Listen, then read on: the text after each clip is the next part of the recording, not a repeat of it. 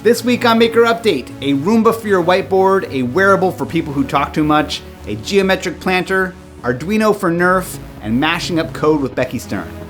Hey, I'm Donald Bell, and welcome back to another Maker Update. This is my last week prepping for Maker Faire Bay Area. I've got all my cars tuned up and ready to race. I even have stickers for each of my cars ready to go, so if you see me at Maker Faire Bay Area, ask for a sticker, all right? I've got a great show for you this week, a quick one, so let's get started with the project of the week. Check out this whiteboard racing robot by Lasath, Siriwardena, Simon Lute, and Tim Stark. They call it Wipy, and there's a whole instructable on how they made it, plus a funny infomercial-style video advertising it. What makes it such a ridiculous project is that it basically erases anything you write on a whiteboard immediately after you're done writing. Underneath the cute 3D printed shell is an Arduino-based line-following robot with a sponge for erasing lines as it goes. They've also included a time-of-flight sensor for detecting and avoiding any nearby obstacles like your hand, and maybe the most unique aspect of the design is the pair of magnets that are fit to the bottom that allow it to cling to the whiteboard just enough not to fall off, but not so much that it struggles to move. Because the project was part of the Computational Design and Digital Fabrication Seminar for the iTech Masters program, there's an impressive amount of visual and technical documentation here. You've got the code, bill of materials, files for the laser cut frame and the 3D printed shell. There's even code for adding an animated face that you can put on a small screen. Very cool. I have some news to share. As many of you know, this weekend is Maker Faire Bay Area, the original and still one of the biggest Maker Faire events out there, but it might be the last run for this particular event.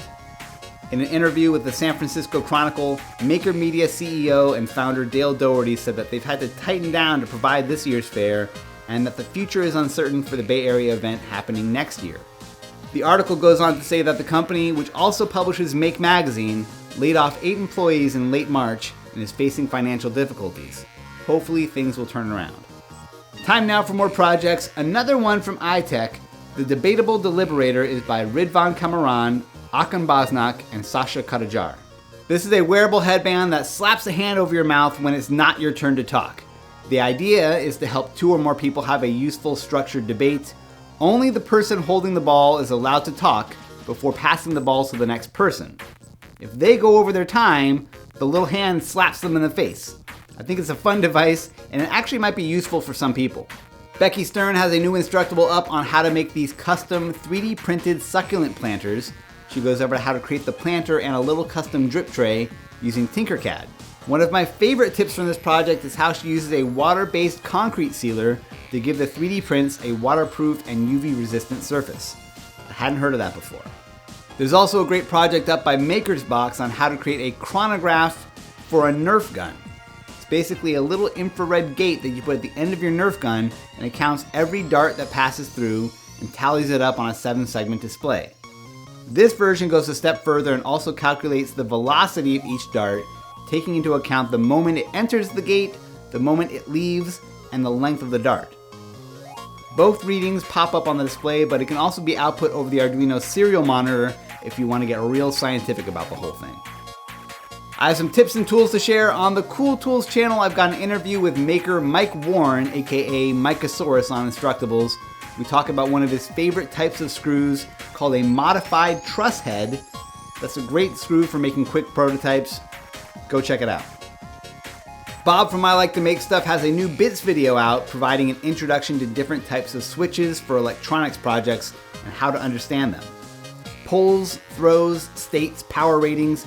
It's a great quick overview. On Tested, Jasper Anderson shows off his animatronic Raven kit. He reveals how he's able to get realistic motion from just servos and a microcontroller. It's definitely got me thinking about Halloween projects. On Instructables, Becky Stern has an absolutely indispensable guide on how to approach Arduino project code conceptually and making the most of sample code and online examples that you can mash up. It's really a way of looking at code of any kind and approaching it with a logical framework. If you're like me, you've been missing Gareth Branwyn's Tips of the Week column that used to run on Make. Well, Gareth is back with a weekly email newsletter. Issue number 1 covers zip tie actuators, reusing old sanding belts, decommissioning old hard drives. I definitely recommend signing up. Finally, for this week's Digi-Key product spotlight, check out the Particle Photon Project Board. This is a small Wi-Fi connected board. It's beautifully made with a lot of attention to hardware detail, but there's an equal amount of really unique attention paid to how you code and develop projects for this board. There's a web-based IDE, a desktop IDE, and you can send your code updates through the cloud, allowing you to update projects remotely, which for some projects is essential. Now, Particle has an even newer family of IoT project boards out called the Argon, Boron, and Xenon, but the Photon is still a rock-solid choice, and you can pick one up for around $20. There's a backlog of great projects already documented for it, and you can pick one up using the Digi-Key link in the description. All right, and that does it for this week's show. Be sure to subscribe, leave a thumbs up, or leave a comment. Get on the Maker Update email newsletter to get show notes emailed out to you automatically every week with a few bonus projects thrown in there. And if you're at Maker Faire Bay Area this weekend, come say hello. I'll probably be over in Zone 5 at the Power Racing Series track, all right? Thanks for watching. A huge thanks to my patrons on Patreon and to Digi-Key Electronics for sponsoring the show. I'll see you next week.